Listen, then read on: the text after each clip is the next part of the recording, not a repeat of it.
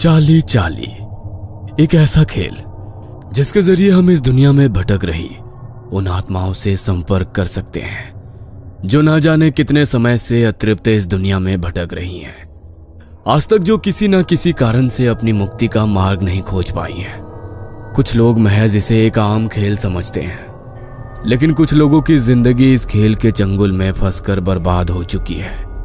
आत्माएं, भूत, प्रेत, जिनके बारे में सुनकर भी इंसान को एक अलग सा डर का एहसास होने लगता है। लेकिन वही आत्माएं जब एक चुनौती बनकर इंसान के सामने आकर खड़ी हो जाए तो उसका अंजाम क्या होगा?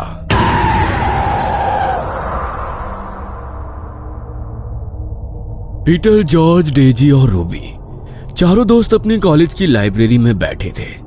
तभी पीटर लाइब्रेरी के एक शेल्फ में हिस्ट्री की एक बुक ढूंढने लगा। तभी हिस्ट्री की एक बुक अचानक बुक शेल्फ से नीचे गिर गई। अरे वाह, इसे ही ढूंढ रहा था और ये खुद ही मेरे सामने आ गई। वरना इस लाइब्रेरी में तो किसी किताब को ढूंढना इतना मुश्किल है जितना नमक के पहाड़ में सुई। पीटर उस किताब को लेकर अपने दोस्तों के पास चला गया। वह पन्ने पलटते हुए उस किताब को पढ़ ही रहा था कि तभी उसे उस किताब के तीसरे पन्ने पर एक फोल्ड किया हुआ पेज रखा मिला। उसने उस पेज को उठाया और जैसे ही उसने खोलकर देखा तो उस पेज पर पेंसिल से प्लस का एक साइन बनाकर उसे 4 हिस्सों में बांट दिया था, जिसमें से 2 हिस्सों में बड़े बड़े अक्षरों में यस और 2 हिस्सों में बड़े बड़े अक्षरों में नो लिखा था। पीटर को उसे देखकर कुछ समझ नहीं आया, इसलिए उसने उस पन्ने को पलट दिया। लेकिन वो पन्ना पलटते हुए वो कागज हवा के कारण जॉर्ज के पैर पर गिर गया। जॉर्ज ने उस पेज को उठाया। अरे, ये तो चाली चाली है, लेकिन यहाँ कैसे आया? चाली चाली? ये क्या है? अरे कुछ खास नहीं, बस एक गेम है। इंटरनेट पर देखा था मैंने। लोग इसे खेलकर आत्माओं से बातें करते हैं जिनका इस दुनिया में कोई अस्तित्व ही नहीं है। सब बकवास है। तुम्हें कैसे पता कि ये सब बकवास है? क्या पता इसके जरिए हम सच में आत्माओं से कनेक्ट कर सकते हो। तुम लोगों को समझ नहीं आता क्या? ये लाइब्रेरी है। इतनी देर से यहाँ पर चिल्ला चिल्ला कर शोर कर रहे हो। तुम्हें बातें करनी है तो बाहर चले जाओ यहाँ से। इतनी देर से सबको डिस्टर्ब कर रहे हो। अब सॉरी मैम, हम सब चले जाते हैं। डेजी अपने हाथ में उस पेज को लेकर वहां से जाने लगी। तभी उसके दोस्त भी उसके पीछे पीछे बाहर आ गए। देखो, मुझे तुम्हारे बारे में तो नहीं पता, लेकिन मुझे ये गेम जरूर खेलना है। इसीलिए आज रात को मैं अपने घर में ये जरूर खेलूंगी। अगर तुम में से किसी को मुझे ज्वाइन करना हो तो वो मेरे साथ आ सकता है। आ सकता है नहीं, आना ही पड़ेगा, क्योंकि इसे तुम अकेले नहीं खेल सकती। इसे खेलने के लिए कम से कम 2 लोग चाहिए। तुम चिंता मत करो, मैं तुम्हारे घर आ जाऊंगा। चाहो तो तुम दोनों भी आ सकते हो। अरे डोंट वरी, कोई आत्मा तुम्हें अपने साथ लेकर नहीं जाएगी। हाँ पता है, आ जाएंगे हम भी।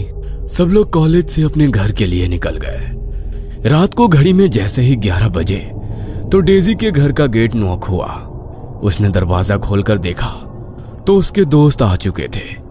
वो सबको अंदर लेकर आई। डेजी ने सभी के लिए स्नैक्स बनाकर रखे थे। उन्होंने स्नैक्स खाए और जॉर्ज ने अपने बैग से उसी पेपर को निकाला। खाना पीना बहुत हो गया, अब असली खेल शुरू करते हैं। डेजी, मुझे 2 पेंसिल दे दो प्लीज। डेजी ने जॉर्ज को 2 पेंसिल लाकर दी और जॉर्ज ने उन्हें पेपर पर बने प्लस के साइन पर रख दिया। देखो, अब मैं ये गेम शुरू करने वाला हूँ और चाहे कुछ भी हो जाए, लेकिन एक बार गेम स्टार्ट होने के बाद हमें एक दूसरे का हाथ नहीं छोड़ना है।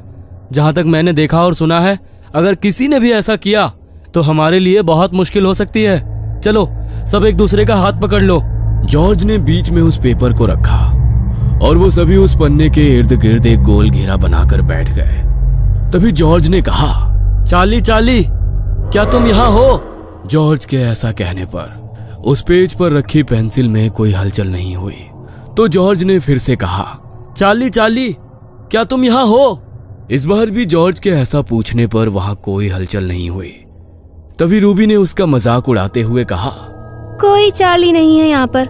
छोड़ो ये सब बकवास, मुझे बहुत नींद आ रही है। मैं तुम्हारे रूम में सोने जा रही हूँ डेजी।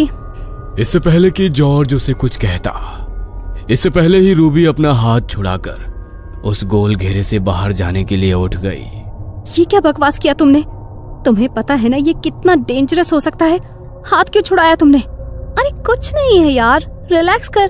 तुझे यकीन नहीं होता ना, तो देख अभी मैं करके दिखाती हूँ। चार्ली, चार्ली, क्या तुम यहाँ पर हो? देखा, कोई भी नहीं है। ओह शिट, कोई स्पिरिट है यहाँ पर। तुमने ये क्या किया रूबी? अब बैठो यहाँ पर, वरना बहुत बड़ी मुसीबत हो जाएगी।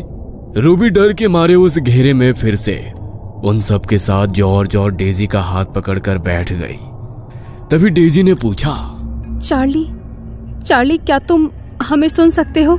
डेजी के ऐसा पूछते ही वो पेंसिल फिर से बड़ी ही तेजी से घूमती हुई यस के साइन पर जाकर रुक गई। क्या तुम हमसे कोई मदद चाहते हो? इस पर तो नो का साइन आ रहा है। इसे हमारी मदद नहीं चाहिए, तो हमें इसे गुड बाय कहकर गेम खत्म कर देना चाहिए। नहीं डेजी, हम ऐसा नहीं कर सकते। जब तक ये आत्मा खुद यहाँ से जाने का फैसला ना कर ले, तब तक हम इसे यहाँ से नहीं भेज सकते। जॉर्ज के इतना कहते ही अचानक पीटर बुरी तरह कांपने लगा।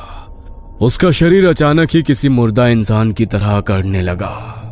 ये पीटर को क्या हो गया? ये क्या किया तुम लोगों ने? देखो, अगर मेरे पीटर को कुछ हुआ ना, तो मैं तुम दोनों को नहीं छोड़ूंगी। तुम्हारा दिमाग खराब हो गया है क्या रूबी? हमने पीटर को थोड़ी ना कुछ किया है। देखो, हमें ये गेम खेलना होगा। पीटर थोड़ी देर बाद अपने आप ठीक हो जाएगा। जॉर्ज ने जैसे ही ऐसा कहा, वैसे ही पीटर की आंखें बिल्कुल सफेद होकर ऊपर को हो गई और वो रूबी की ओर देखते हुए बेहद भयानक तरीके से हंसने लगा। रूबी, माय स्वीट हार्ट, देखो मैं आ गया। मुझे लगा तुम मुझे बहुत मिस कर रही होगी, इसलिए मैं तुमसे मिलने आ गया। अब तो तुम मुझसे मिलने मेरे पास नहीं आ सकती, लेकिन मैं तो तुम्हारे पास आ सकता हूँ। तुम नहीं, ये सच नहीं हो सकता। ये सब मेरा भ्रम है। तुम वापस नहीं आ सकते। नो नो नो, मैं वापस आ सकता हूँ। मैं वापस आ चुका हूँ माय लव। ये आवाज तो।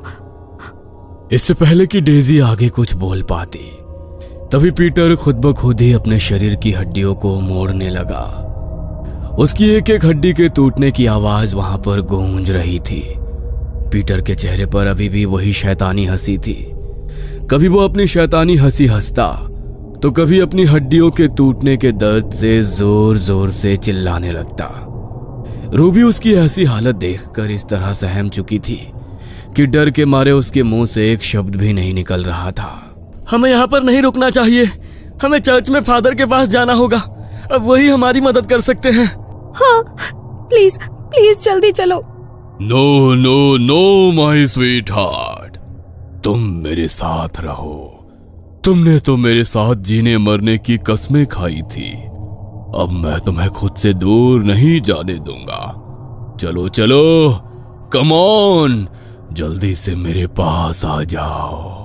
नहीं नहीं, दूर हटो मुझसे। नहीं, दूर दूर हो जाओ। रूबी खुद को बचाने के लिए पीछे की तरफ खिसकने लगी।